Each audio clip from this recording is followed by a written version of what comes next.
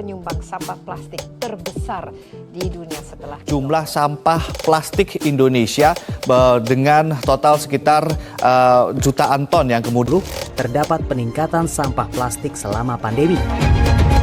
Sampah plastik tersebut sebagian besar disumbang oleh aktivitas belanja daring yang naik hingga 62% dan pesan antar atau bungkus makanan yang juga mengalami peningkatan 47%.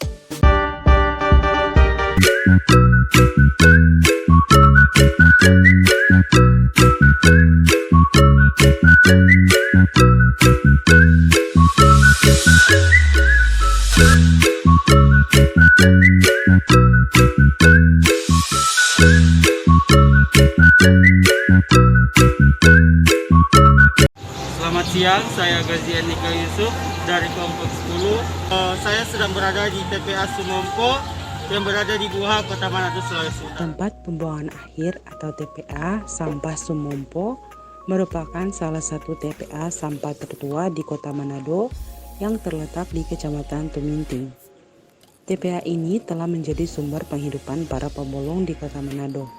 Data tentang jumlah penduduk di sekitar TPA tahun 2015 dari kantor Kelurahan Sumompo berjumlah 318 KK yang berada di lingkungan 3, di mana 95% bekerja sebagai pemulung, buruh sampah, tukang sapu, dan sopir mobil atau oto sampah, dengan jumlah pemulung berjumlah 150 orang. Halo, nama saya Guru Sutomo, NIM 104, dan saya akan menjelaskan tentang masalah sampah yang ada di Kota Manado. Sampah menjadi salah satu permasalahan di Kota Manado.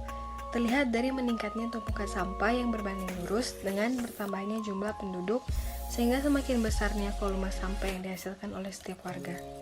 Dalam kesempatan tersebut, Vicky Lumentut menegaskan solusi dari permasalahan sampah yaitu melalui pengembangan bank sampah. Pembangunan bank sampah ini harus menjadi momentum awal membina kesadaran kolektif masyarakat untuk memulai memilah, mendaur ulang, dan memanfaatkan sampah sehingga pengelolaan sampah yang berwawasan lingkungan menjadi budaya baru di Kota Manado. Maka sebagai tanggung jawab pemerintah dalam pengelolaan sampah juga menjadi tanggung jawab masyarakat. Halo, nama saya Tesalonika Mamentu dari kelompok 10. Sekarang saya berada di lokasi TPA Sumompo, lebih tepatnya di gudang sampah plastik dan kardus.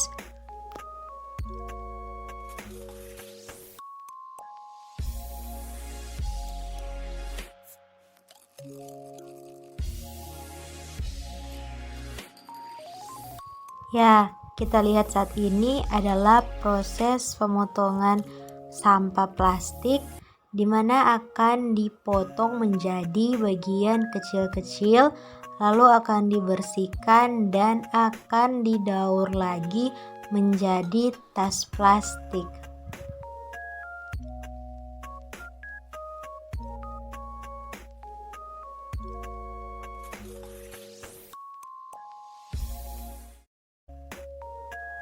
Ini merupakan contoh dari ketidakpedulian masyarakat terhadap salah satu pantai.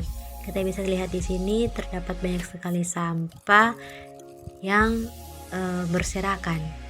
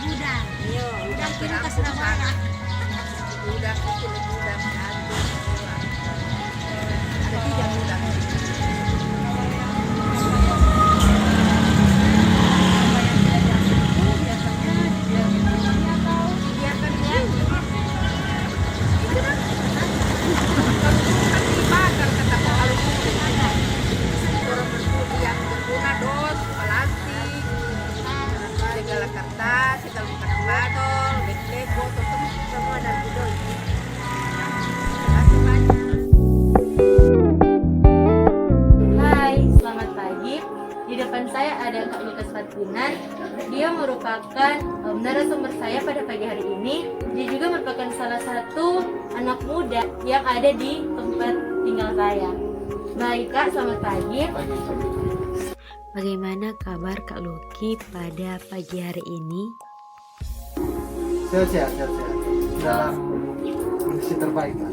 Apa yang menjadi kendala Kak pada COVID saat ini? Kendala ya paling cuma beberapa aktivitas fisik yang diantaranya mungkin olahraga terganggu, yang biasanya tidak memakai masker sekarang pakai masker, jadi agak merasa ya kurang nyaman saya. Apakah Kak sudah mengikuti program pemerintah yaitu divaksin? Sudah satu kali kurang, yang kedua bulan Juni tanggal 20. Pembahasan kita pada hari ini tentang peran generasi milenial dalam menjaga kebersihan lingkungan. Mungkin Kak, saya akan mengajukan beberapa pertanyaan untuk Kak mengenai pembahasan kita pada siang hari ini. Oke Kak Luki, bagaimana pendapat Kak Luki tentang lingkungan di sekitar Kak Luki?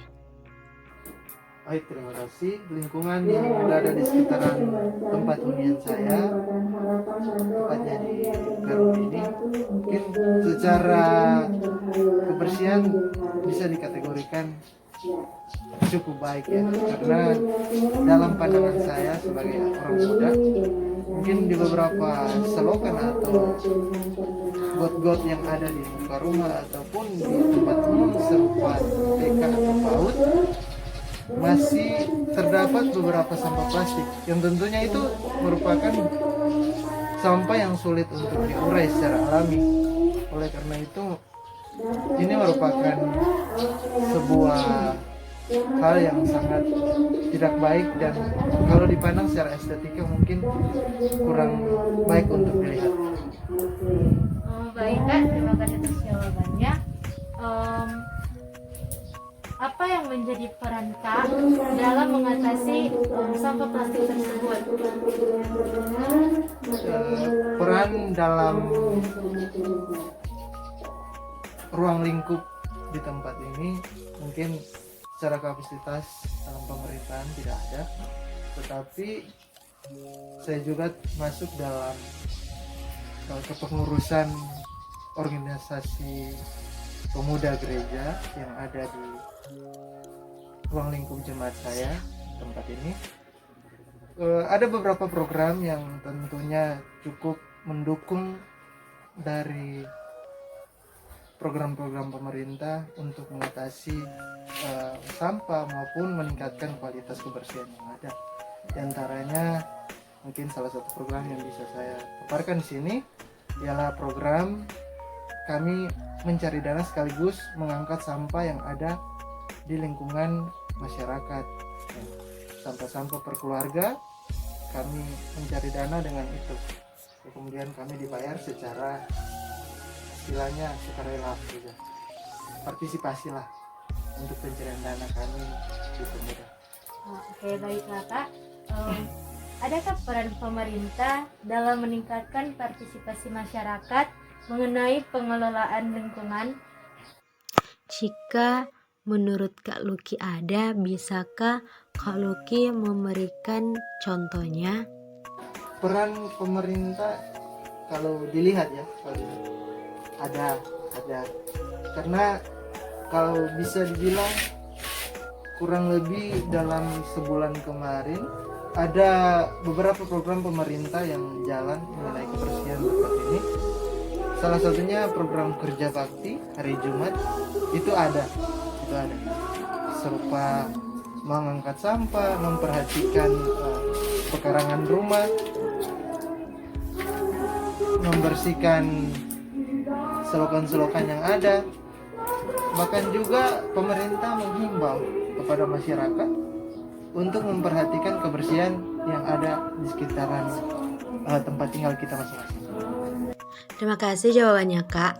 Apakah Kak Luki pernah menjumpai orang yang seakan-akan tidak peduli dengan kondisi kebersihan lingkungan. Sering menjumpai karakter masyarakat seperti itu. Karena masyarakat tempat ini tidak semuanya yang peduli lingkungan, tidak semuanya sadar akan kebersihan. Bahkan juga ada yang acuh tak acuh ketika membeli sesuatu, makan, kemudian buang bukan pada tempatnya, buang pada saluran-saluran air yang tentunya mungkin bisa menyebabkan banjir, bisa menjadi sumber penyakit dan lain sebagainya. Saya lihat seperti itu. Lalu apa yang akan Kak Luki lakukan kepada pelaku tersebut jika Kak Luki menjumpainya secara langsung? Yang pasti kalau pertama-tama ya menegur. Kemudian jikalau mereka tidak berkenan ataupun tidak menghiraukan, yang pasti hal ini disampaikan ke pemerintah supaya jadi tugas kita bersama dengan pemerintah, mendorong juga pemerintah agar juga bisa saling bekerja sama untuk meningkatkan kualitas kebersihan yang ada. Terima kasih. Apakah warga yang berada di tempat tinggal Kak sini memiliki ide kreatif untuk mengelola sampah yang telah mereka buang? Ide-ide kreatif yang kalau bisa dipandang atau dilihat dengan mata ada banyak.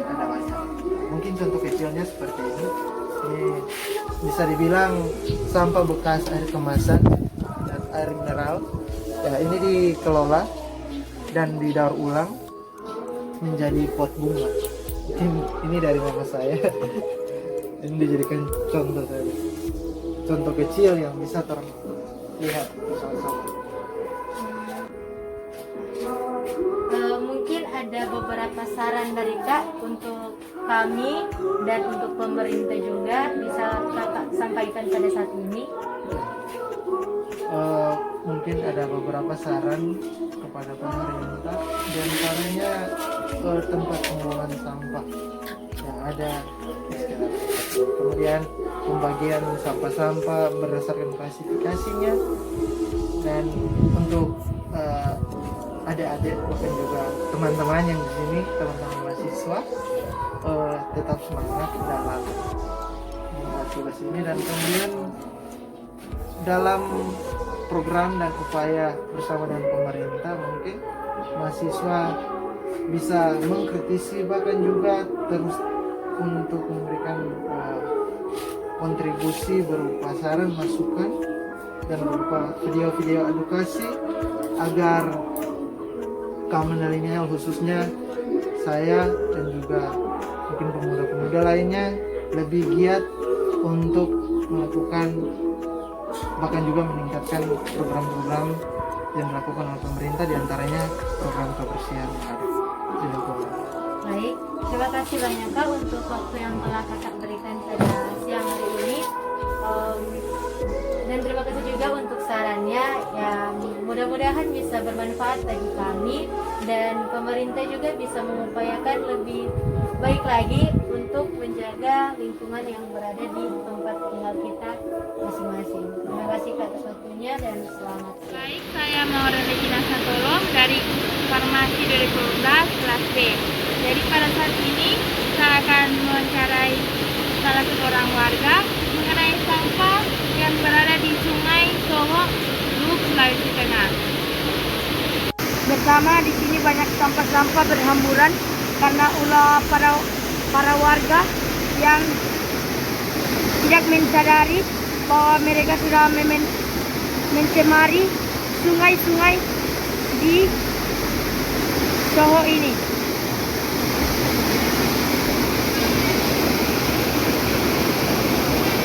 Saya Yusril Mukodompit, Farmasi Angkatan 2018 kelas B. Saya akan melakukan wawancara kepada tokoh masyarakat atau perangkat desa untuk menanyakan bagaimana cara pengelolaan sampah.